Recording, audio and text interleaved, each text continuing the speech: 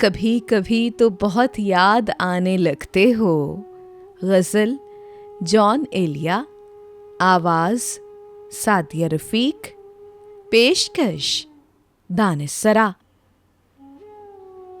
कभी कभी तो बहुत याद आने लगते हो कि रूठते हो कभी और मनाने लगते हो।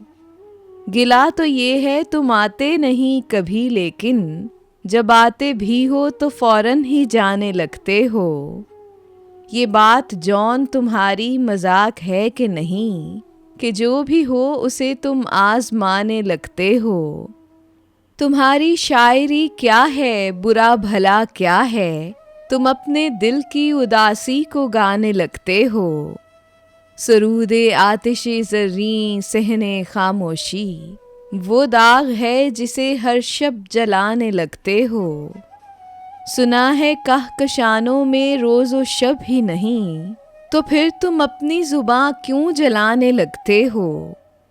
कभी कभी तो बहुत याद आने लगते हो कि रूठते हो कभी और मनाने लगते हो।